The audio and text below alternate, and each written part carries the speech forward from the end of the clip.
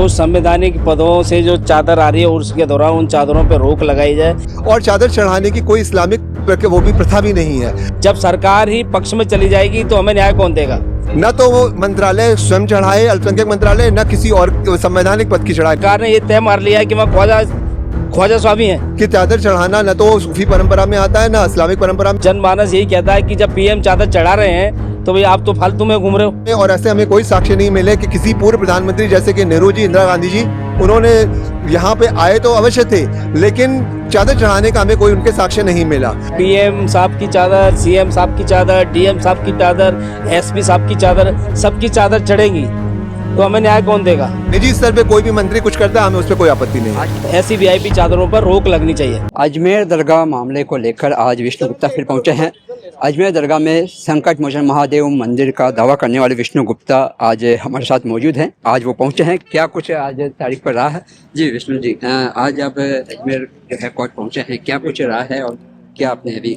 आज हमने जो एप्लीकेशन लगाई थी, जो संवैधानिक पदों से जो चादर आ रही है उसके दौरान उन चादरों पर रोक लगाई जाए, क्योंकि संवैधानिक पद जो है, जो सरकारें हैं, सरकार किसी के पक्ष में नहीं आ सकती। जब सरकार ही पक्ष में चली जाएगी तो हमें न्याय कौन देगा?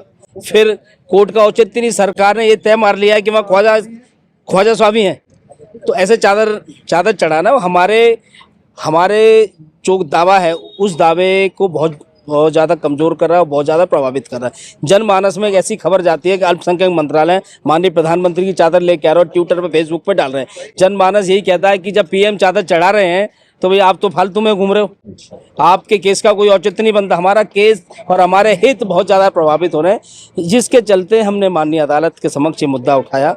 और क्योंकि उर्स रिसेंटली जल्दी है, उस पर जल्दी सुनवाई होनी चाहिए, इसलिए सुनवाई हुई, उन्होंने हमारी बात सुनी है और सकारात्मक रुख हमें कोर्ट का लग रहा है। जल्दी ऐसी वीआईपी चादर हैं उन पर रोक लगेगा। पीएम साहब की चादर, सीएम साहब की चादर, डीएम साहब की चादर, एसपी साहब की चादर, सबकी चादर चढ़ेंगी तो हमें न्याय कौन देगा? और उसके कारण ही आप देखिए डिले है, 4-5 तारीख से यहाँ कुछ हो ही नहीं रहा। तो हम चाहते हैं, हमारा केस और हमारा हित बहुत ज़्यादा प्रभावित हो रहे हैं। ऐसी वीआईपी चादरों पर रोक लगनी चाहिए। विष्णु जी, आज क्या कुछ रहा है, क्योंकि आगामी कुछ ही दिन बाद में उर्स मेला शुरू होने वाला है? आज माननीय अदालत ने हमारी बात सुनी है, गंभीरता से बात सुनते हुए उन्होंने ऑर्डर रिजर्व किया है। अब जल्दी ऑर्डर आएगा, हो सकता है कल ऑर्डर आ जाए। तो ये थे विष्णु गुप्ता जी, और इन्होंने कहा है कि जिस प्रकार से जो एक संवैधानिक पद के द्वारा जो अजमेर दरगाह पर जो चादर पेश की जाती है वो पेश नहीं की जाए, उसको लेकर इन्होंने एप्लीकेशन लगाई है।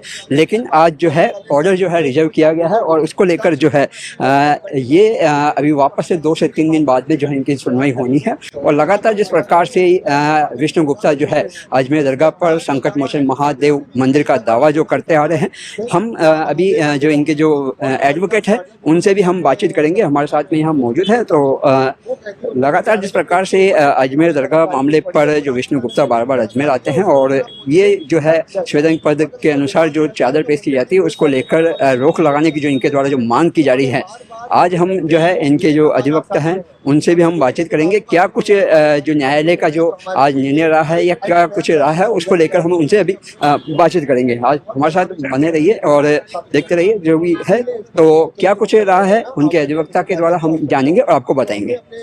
जो दावा था और जो तथ्य वो माननीय न्यायालय विष्णु गुप्ता लगातार अजमेर जो है तारीखों पर आ रहे हैं और आगे से आगे जो इनको जो तारीखें यहाँ मिलती जा रही है, क्योंकि इनके द्वारा जो है एक दावा किया जा रहा है कि दरगाह की जगह जो संकट मोचन महादेव मंदिर है और उसको लेकर न्यायालय में जो है सेशन कोर्ट अजमेर पर इनका जो है दायर जो परिवाद है वो यहाँ पर लगातार जो है चल रहा है और उसको लगातार तारीख जो यहाँ पर जो मिल रही है।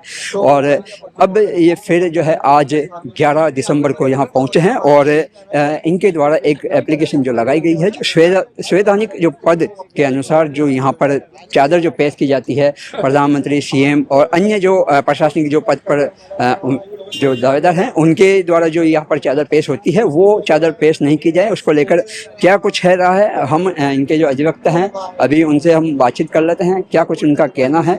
हमारे साथ में इनके अधिवक्ता यहाँ पर जो है मौजूद है।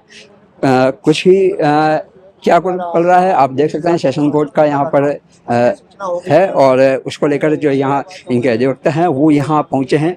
साथ ही पुलिस जाब्ता यहाँ पर इनके साथ में यहाँ पर जो है मौजूद है, क्योंकि दिल्ली से ये आते हैं और उसके साथ ही यहाँ पर ये इसको लेकर है। हमारे साथ इनके जो अधिवक्ता है उनसे हम बातचीत करेंगे। जी, आज क्या पूछ रहा है विष्णु गुप्ता जी ने, क्या कुछ एप्लीकेशन लगाई उसको लेकर? इसमें जी एक प्रार्थना पत्र हमने अस्थायी निषेधाज्ञा के लिए पेश किया था यहाँ पर, कि इसमें जो चादर चढ़ाई गई थी तो वो पिछले साल का हमारा प्रकरण लंबित था। पिछली बार भी प्रार्थना पत्र पेश किया गया था, तो इस प्रार्थना पत्र के बाद ही हमने जो है प्रधानमंत्री जी को भी एक ज्ञापन दे दिया था विष्णु गुप्ता जी ने, कि इस मामले में प्रधानमंत्री संवैधानिक पद पर होने के नाते जब तक न्यायालय में प्रकरण लंबित है तब तक चादर ना चढ़ाएं इस पर, और चादर चढ़ाने की कोई इस्लामिक वो भी प्रथा भी नहीं है।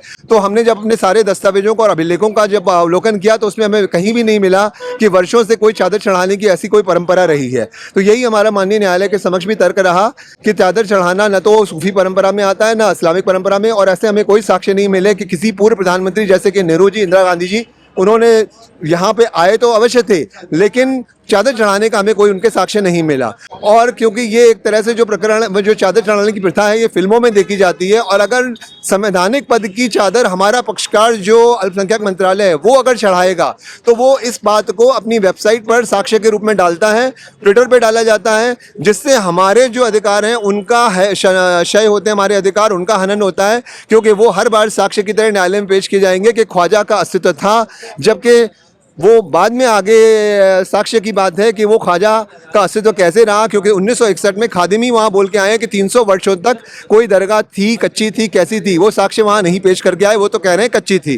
तो जब इस तरह की बातें न्यायालय के समक्ष आएंगी तो और चादर बार बार चढ़ाई जाएगी तो हमारे जो वहाँ पर संकट मोचन महादेव मंदिर विराजमान होने हैं उसके पर्टिकुलर साक्ष्य को वो इन बातों में दब जाता है। तो इसीलिए इस प्रकरण पर तुरंत सुनवाई और आदेश की आवश्यकता है, और इसीलिए अस्थायी निषेधाज्ञा की आवश्यकता है। सिर्फ प्रधानमंत्री नहीं, जितने भी संवैधानिक पद हैं, न तो वो मंत्रालय स्वयं चढ़ाए, अल्पसंख्यक मंत्रालय, न किसी और संवैधानिक पद की चढ़ाए। निजी स्तर पे कोई भी मंत्री कुछ करता है, हमें उस पर कोई आपत्ति नहीं। आज क्या कुछ रहा है न्यायालय में? न्यायालय ने अभी इसको आदेश को लंबित रखा है, अब उसको अभी वो 1 या 2 दिन में आदेश पारित करेंगे, क्योंकि दूसरे पक्षकार को बुलाए जाने के बाद भी वो यहाँ प्रस्तुत नहीं हुए, उनके अधिवक्ता वो घर जा चुके, और उनको जो नोटिस थे वो 8 तारीख को प्राप्त हो गए थे। उसका ट्रैकिंग रिकॉर्ड हमने माननीय न्यायालय के समक्ष पेश कर दिया था। आपका परिचय? मैं संदीप कुमार, राजस्थान हाईकोर्ट से। तो आप देख रहे थे, ये संदीप कुमार जी राजस्थान हाईकोर्ट विष्णु गुप्ता जी के एडवोकेट हैं, और इनका कहना है कि किसी प्रकार के कोई साक्ष्य जो है वो अजमेर दरगाह पर चादर चढ़ाने के जो संवैधानिक पद पर जितने भी जो प्रधानमंत्री या सीएम हैं उनके द्वारा नहीं चढ़ाई गई, लेकिन अल्पसंख्यक मंत्रालय के द्वारा जो चादर चढ़ाने की जो एक सोशल मीडिया पर या किसी माध्यम से जो पुष्टि की जाती है, लेकिन उससे ये कह रहे हैं कि हमारा जो एक न्यायालय में जो ये परिवार चल रहा है उसमें कहीं ना कहीं जो है उनके कमज़ोर होने की एक उम्मीद होती है। लेकिन इसको लेकर आज जो एप्लीकेशन इन्होंने लगाई है और आज जो है ऑर्डर इनके न्यायालय में जो है वो रिजर्व किया गया है। सीताराम गहलोत, पंजाब केसरी, अजमेर।